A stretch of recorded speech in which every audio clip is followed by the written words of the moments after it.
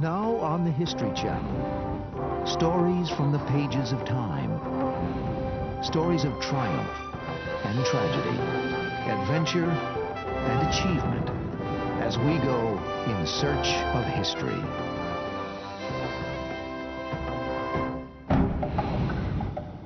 It's a slim volume mysteriously titled The Protocols of the Learned Elders of Zion, and it is arguably one of the most influential works of the 20th century. Henry Ford believed it was a wake-up call for America. Winston Churchill was once convinced it was true. The Nazis used it as a warrant for genocide. This is the story of a hoax that will not die. It has fooled millions of people all over the world for more than a century and continues to be a powerful force of evil and hate. Join us as we go in search of history to uncover a deadly deception.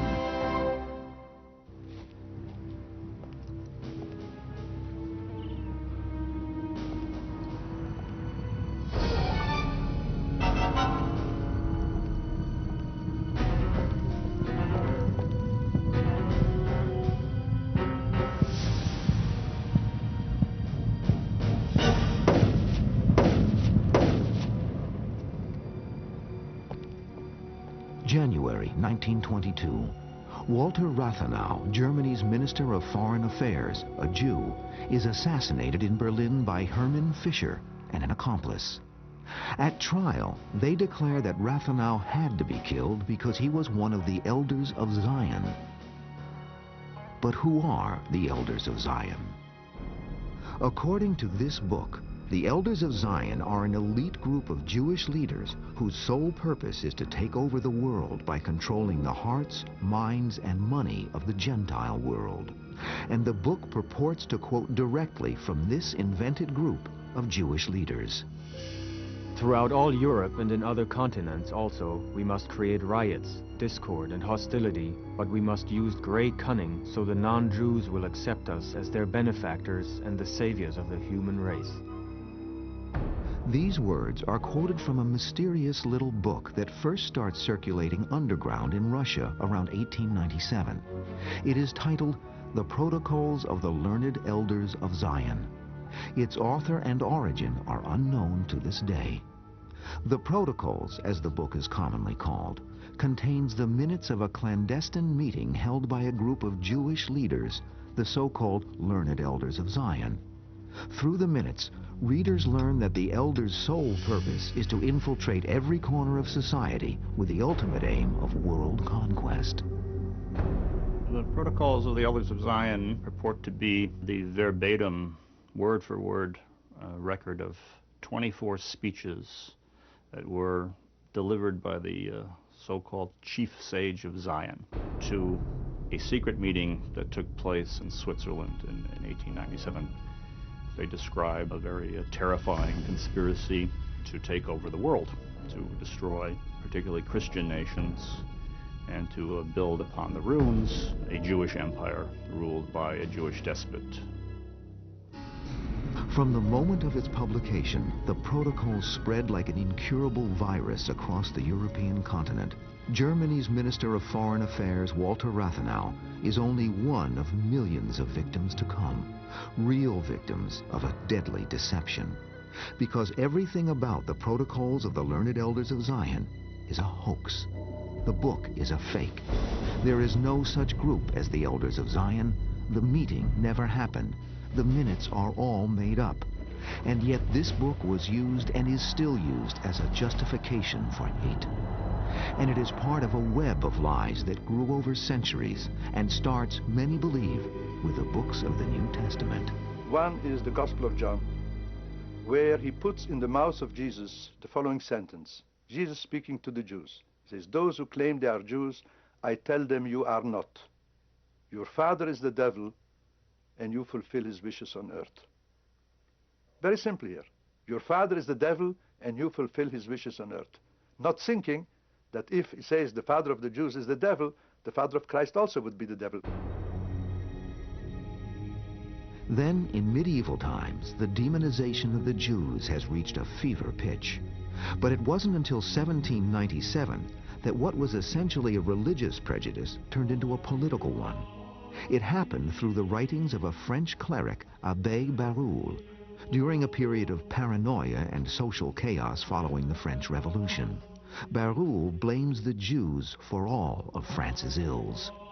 It is the desire of that terrible and formidable sect to overthrow all thrones, all altars, annihilate all property, efface all law, and end by dissolving all society. Barruel's theme of a secret Jewish plot to conquer the world quickly becomes a staple in late 18th century European literature. Conspiracy theories are popular, and the Jews are an easy target.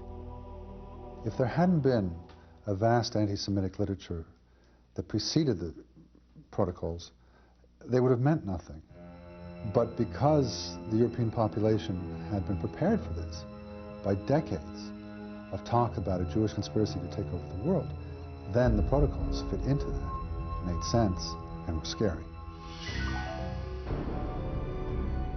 By the mid-19th century, the idea of a worldwide Jewish conspiracy is well established.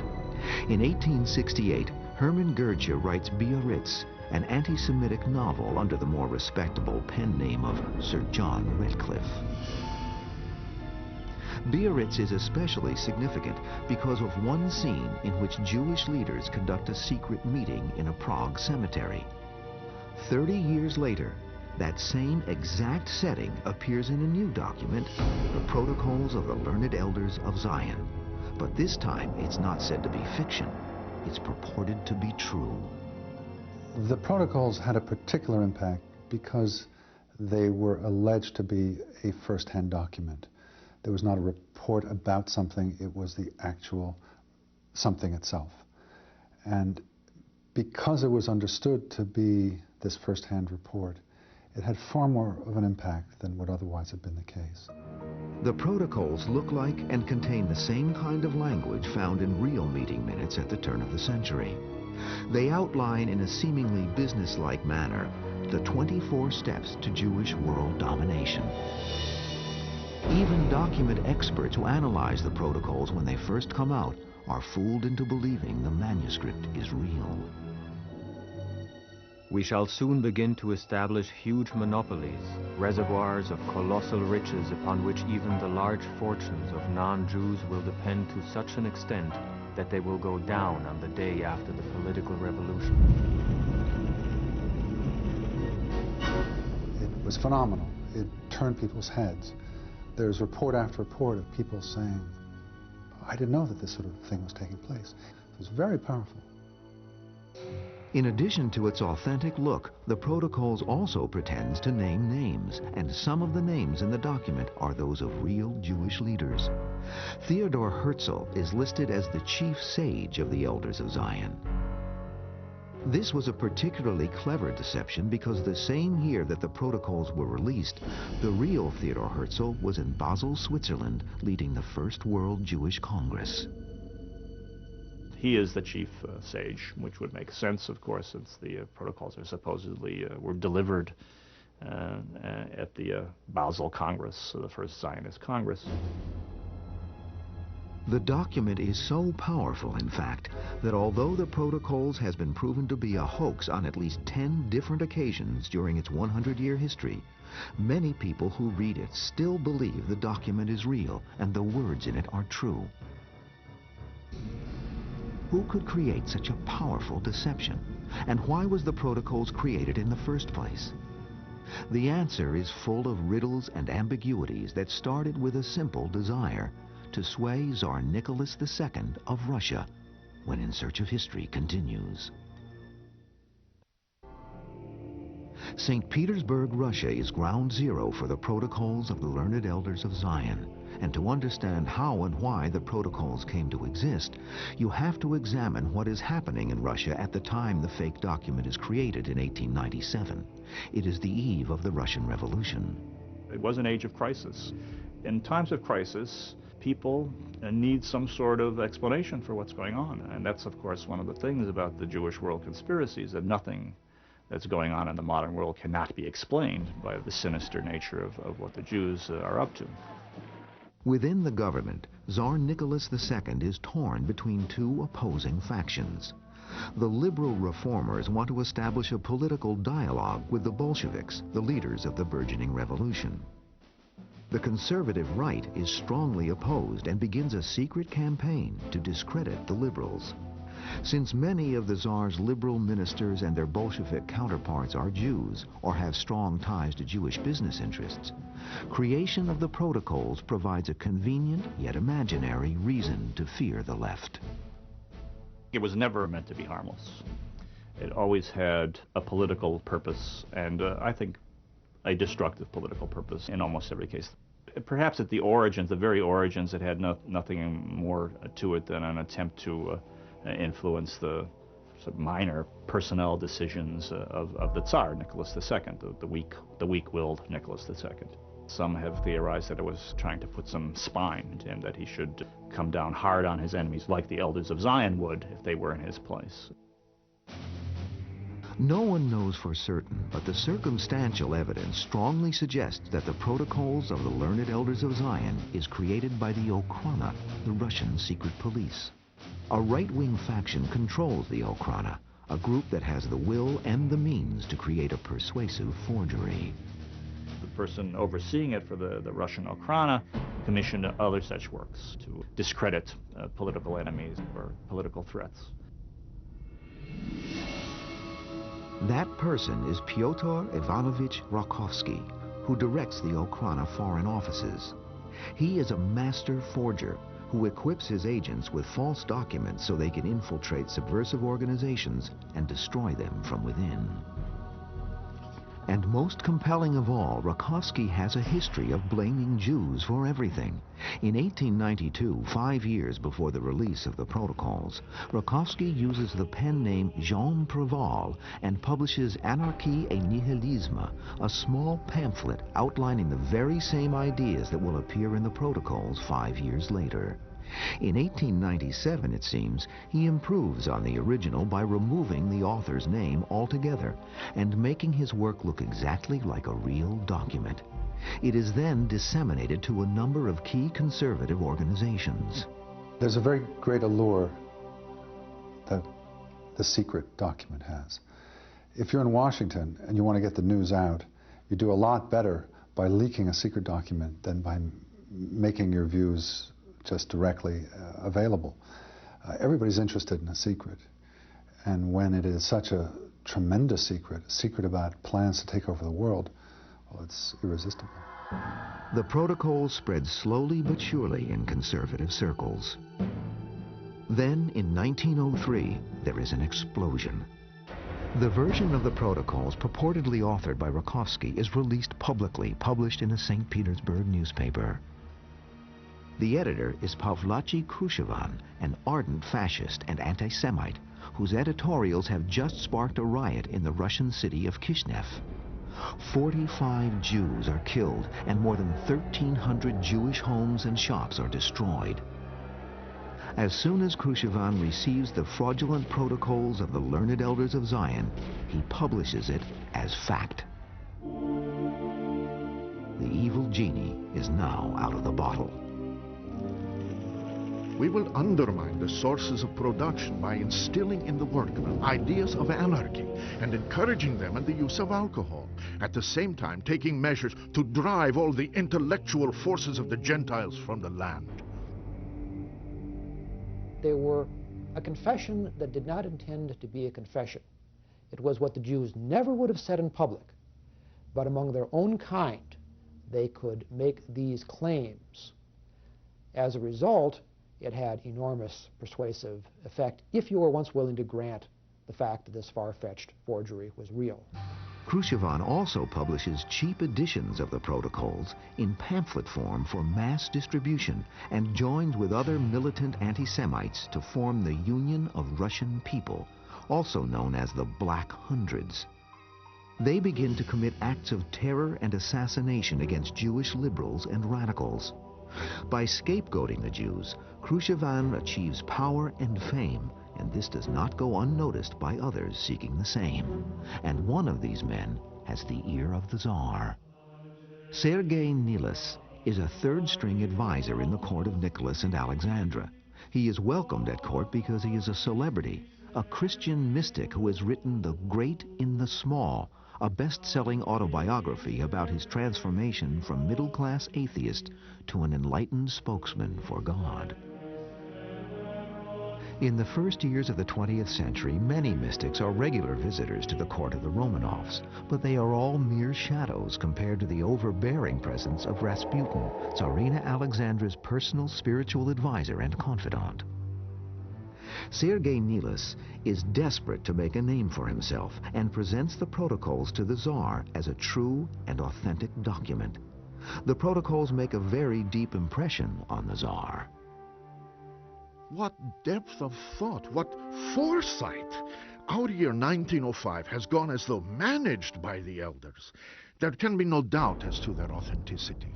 In 1905, a version of the protocols is published with the imprint of the Imperial Palace. The Orthodox Church in Moscow orders the protocols included in a sermon.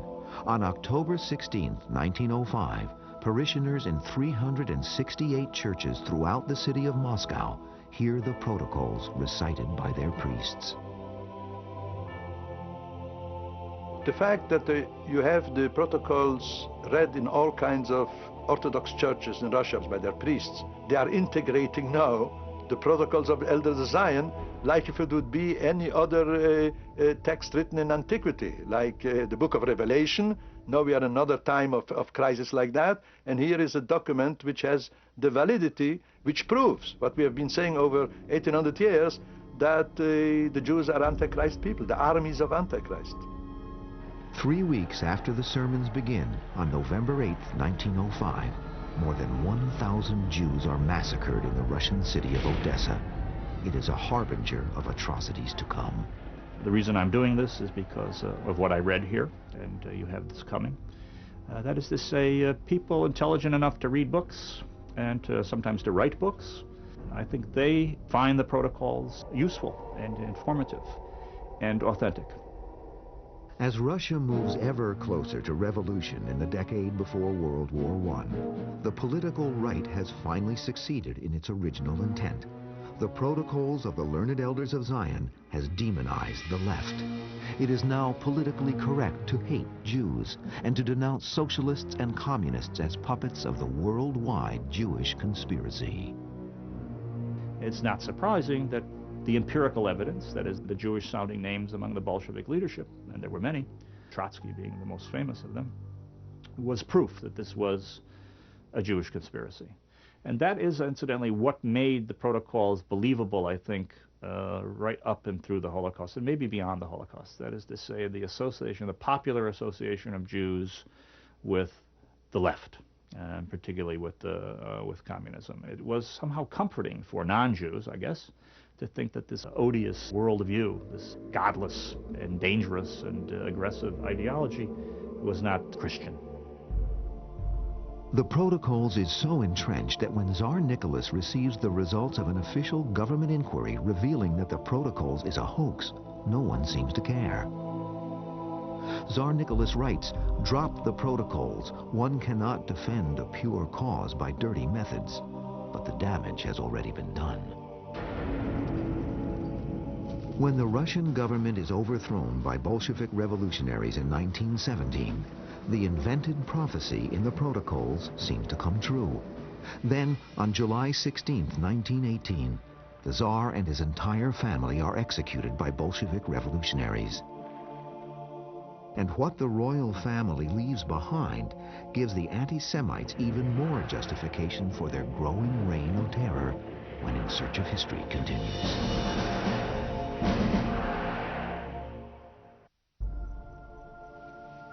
Immediately following the assassination of the Russian royal family in the summer of 1918, an officer arrives at the murder scene to conduct an investigation.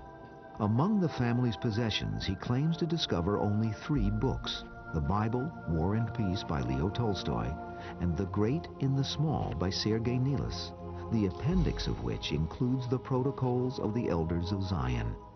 And this connection between the protocols and the execution of the Romanovs spreads like wildfire among the Tsar's surviving right-wing loyalists. When the protocols of the Elders of Zion come up at the passage from Tsarist to Bolshevik Russia, and all kinds of Tsarist and right-wingers are fleeing the country, and where do they go? They try to go in Europe, Germany, France, to these places. And it would not be astonishing that some carry in their luggage not only some souvenirs of their household, but also carry with them a Russian version of the Protocols of the Elders of Zion, which for them is like a new gospel. Among the legions of royalists fleeing into Europe is Fyodor Winberg. And if the Protocols is a disease, Winberg is Typhoid Mary. In 1920, Winberg settles in Berlin and turns the Protocols over to Gottfried zur Beek, who publishes the first editions of the Protocols of the Learned Elders of Zion in German. It is an immediate bestseller and is reprinted 5 times within the first 2 years. And this is an age of crisis.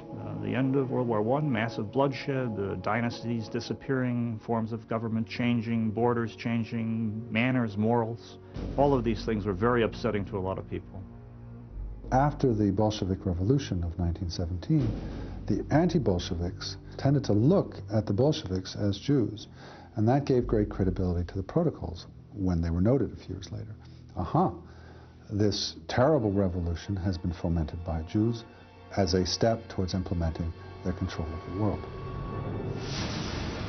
And Germans, still reeling from the effects of World War I, are easily swayed by the fallacious argument that if the Jews could do it to Russia, they would do it to Germany next.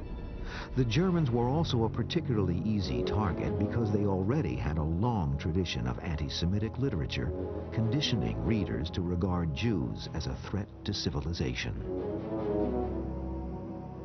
Perhaps the most virulent example is the 1878 edition of Deutsche Schriften, or German Writings, by Paul Bottcher. Bottcher blames the Jews for all the modern ills afflicting Germany.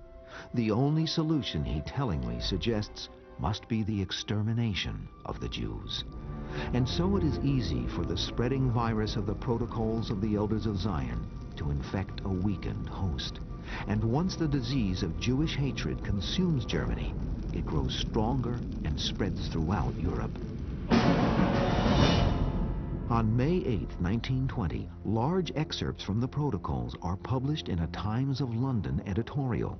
The editorial asks rhetorically, what are these protocols? Are they authentic? If so, what malevolent assembly concocted these plans and gloated over their exposition? Have we, by straining every fiber of our national body, escaped a Pax Germanica only to fall into a Pax Judaica? And that editorial had great importance. It legitimated the protocols. It meant these were not just the ravings of some protest movements in Germany, but that the august Times of London said, there's truth to this. Shortly after their publication in London, Winston Churchill, Britain's young war minister, tells the Illustrated Sunday Herald, "From the days of Spartacus to those of Karl Marx, this worldwide conspiracy for the overthrow of civilization and for the reconstitution of society has been steadily growing." Less than a week after their appearance in England, the Protocols of the Elders of Zion begins to reach the American masses too, and all because of the single-minded anti-Semitic fervor of one of America's greatest heroes, Henry Ford. Between May and October of 1920, Ford writes a weekly article about the Protocols in his newspaper, the Dearborn Independent. But he doesn't stop there. Henry Ford distributes those articles to his automobile showrooms across the country for the benefit of prospective car buyers. In November of the same year, Henry Ford publishes the Protocols and his own anti-Semitic diatribe in a 4-volume bound set entitled The International Jew, the World's Foremost Problem. 500,000 copies are distributed in the United States, and Ford underwrites the publication of European editions in 16 languages.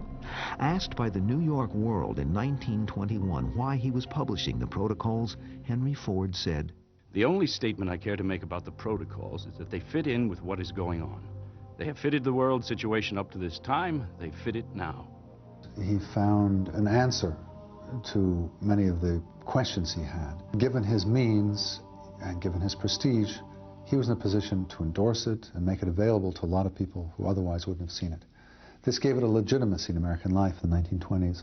It's not what Ford had to say, basically, but who he was that is really irrelevant here. This is a hugely successful, much admired man. And one did not have to read the Protocols of the Elders of Zion to say, well, if Henry Ford is backing it this way and losing money in the process, lost several $1 million publishing this his 4-volume book, there must be something to it. Henry Ford's campaign on behalf of the Protocols is a flop in the United States.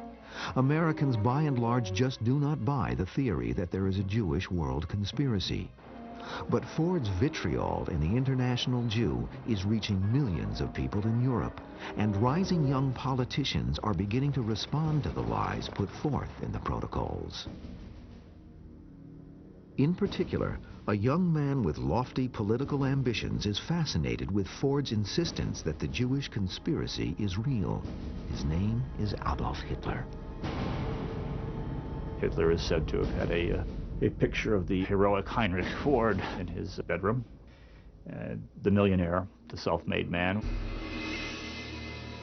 By 1921, the Protocols have been around for nearly a quarter of a century. What started as a hoax perpetrated by one political faction for a very limited purpose is now accepted as fact on 2 continents. Enter Philip Graves, an enterprising young reporter for the Times of London.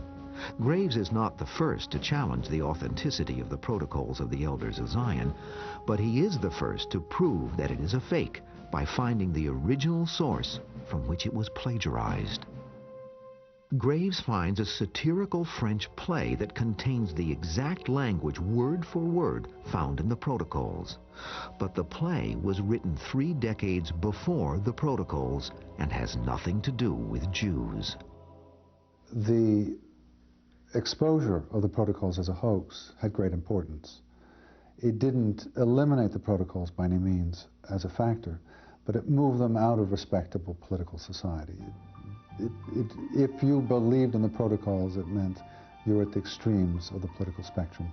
You were a protest movement that would not accept the norms of civilized politics. In England, Churchill recants immediately. In America, Ford does not. It takes 6 more years for the American Jewish Committee to receive Henry Ford's written apology for his inflammatory articles. But to the day he died, Ford maintained that while the Protocols were a fake, what they expose is true. In Germany, this idea is already making history. When the German people were trying to account for the loss in World War I, and they looked to the Protocols for an explanation. And through the 1920s, the tendency to blame Jews for whatever problem existed grew and grew and grew. And true believers are beginning to turn words into action, and action into bloodshed.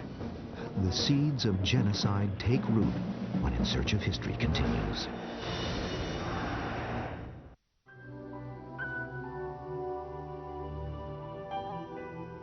Thanks to Philip Graves, a reporter at the Times of London, the Protocols is totally discredited by 1921.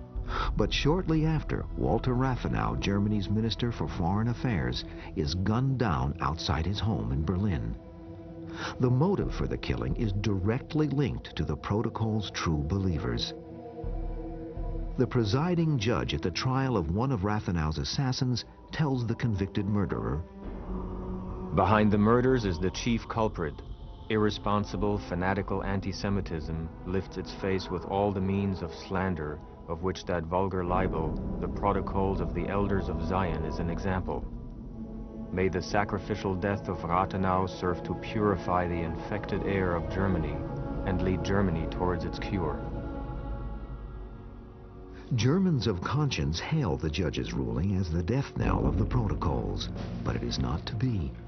The infection is unstoppable, and little more than 10 years later, Adolf Hitler, the man who idolized Henry Ford, is named the Chancellor of Germany on January 30th, 1933.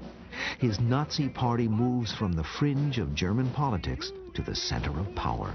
And at the very core of their philosophy is the firm conviction that a conspiracy of Jews is undermining the governments of the world.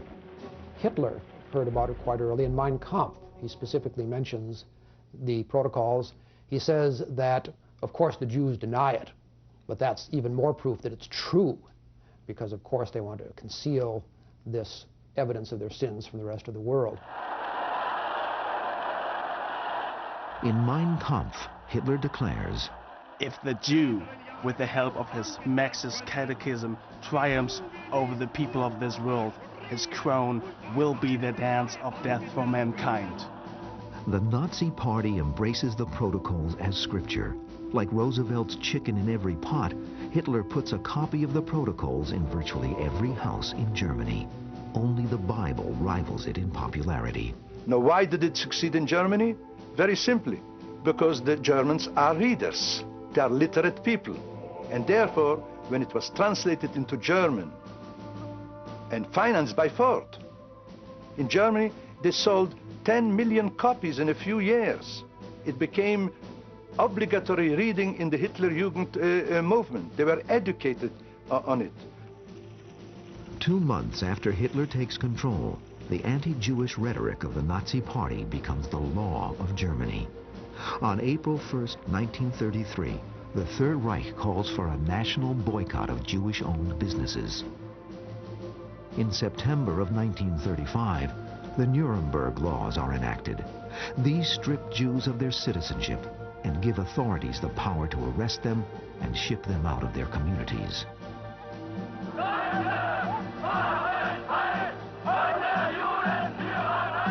And the Protocols is used again and again as justification for such flagrant disregard for human rights. Among those most responsible for keeping the Protocols at the forefront is Julius Streicher, a notorious anti-Semite and a newspaper publisher. Julius Streicher was one of the most unpleasant Nazis. Even his fellow Nazi brethren didn't like him very much. But Streicher had one very strong thing in his favor. He was one of Hitler's few close buddies, if you will.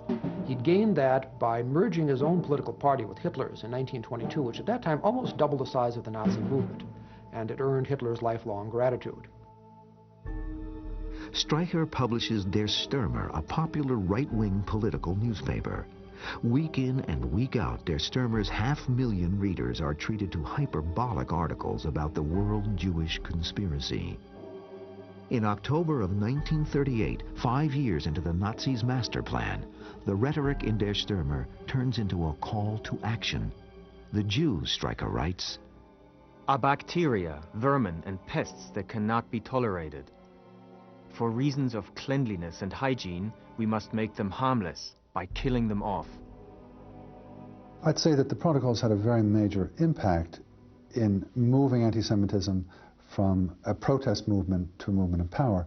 I would not say it was the only factor or that it wouldn't have happened without it, but it was certainly a significant element. The Nazi propaganda machine under Joseph Goebbels keeps up a steady drumbeat of anti-Jewish hatred. Perhaps the most notorious example of anti-Semitic propaganda is a 1940 film entitled The Eternal Jew. At its core, this film tells the story found within the Protocols of the Learned Elders of Zion. It's a pseudo-documentary showing the Jews engaged in all kinds of evil things. They never directly mention the Protocols, but the line that Hitler takes in that film is very much influenced by the Protocols. For example, it shows the Jews engaged in a sinister campaign to take over the world. They're compared to rats who spread around the world from their origins in Asia. It also does a great deal with the Jews and their financial power. The Protocols suggest financially the Jews are going to control the world.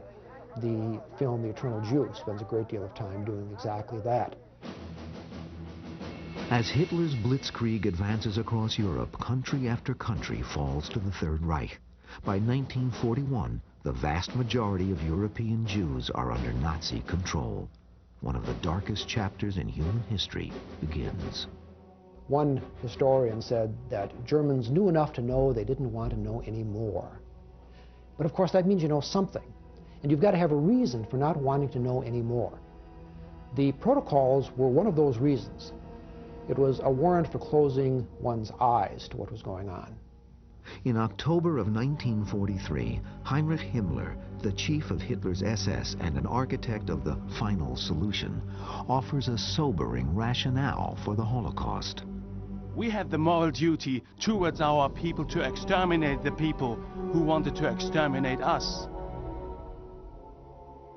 By the end of the war, more than 6 million Jews are dead. The horrific legacy of a fake document that infected the morality of the world. Were the protocols the warrant for genocide? I think the term warrant for genocide is an accurate one.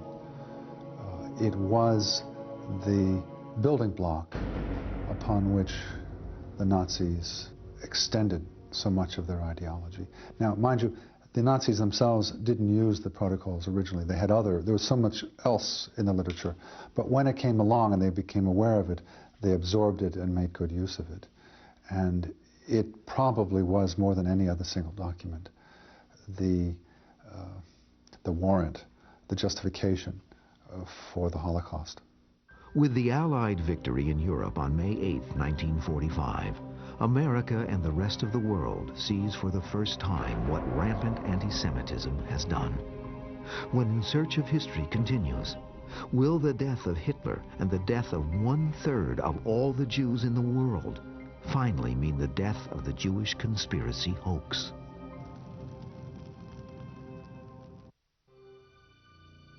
The theory of a Jewish conspiracy to take control of the world has been circulating since before the birth of Christ. The notion that the Jewish world is like a snake slowly encircling and choking the life and freedom from its prey has been a significant part of the history of hate-mongering. And although one might believe that the Holocaust heightened the world's sensitivity to the dangers of hatred, this is not entirely the case.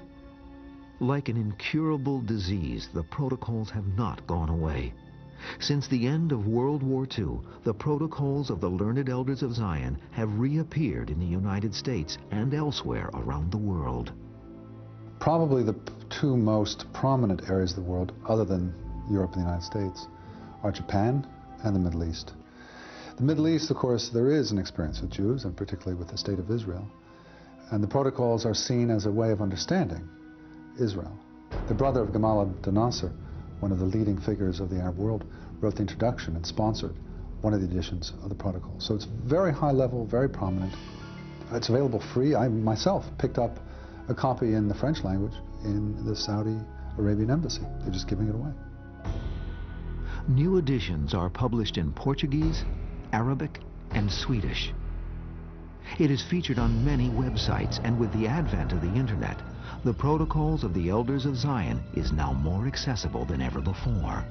And despite the fact that the Protocols is a hoax, very few modern sources mention this fact. The perpetuation of the Jewish conspiracy myth is continued, and the Protocols continue to be cited as a genuine document, almost always to support an anti-Semitic agenda. In 1990, a controversy erupts in Los Angeles about the motives for the sale of the Protocols and other anti-Jewish writings at a city-sponsored book fair. LA City Councilman Zef Yaroslavsky protests the presence of these books at the fair. You've got purveyors of hate out there who will use this as a vehicle to perpetrate their own hateful philosophies.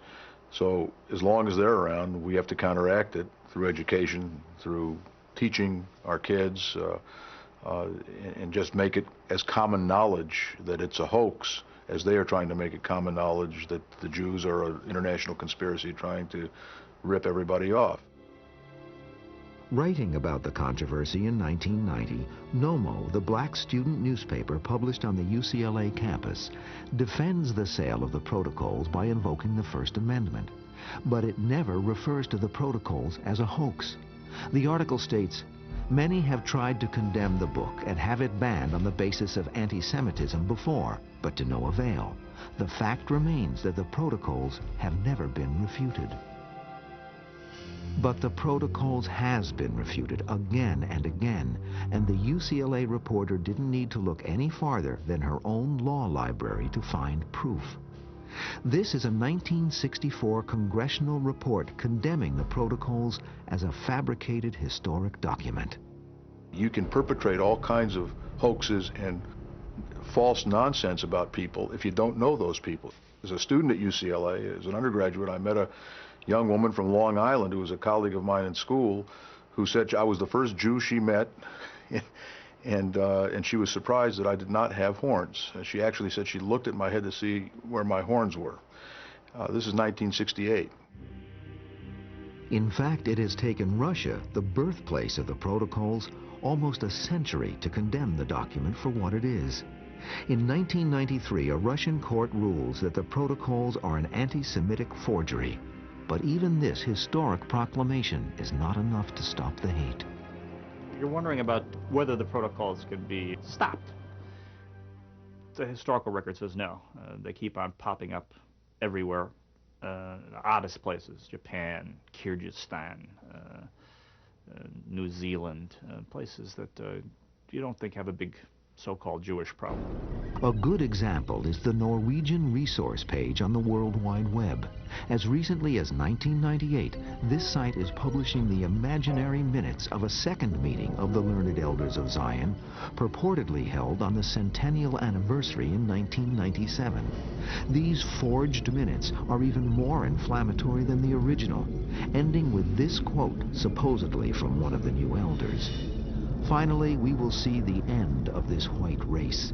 Impressionable white children will have their minds molded into agents of their own destruction. And again, nowhere is it stated that this is a work of fiction.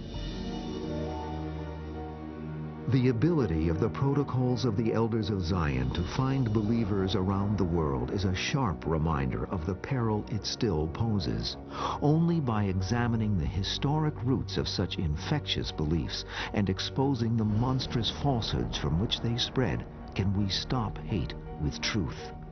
This is why we go in search of history.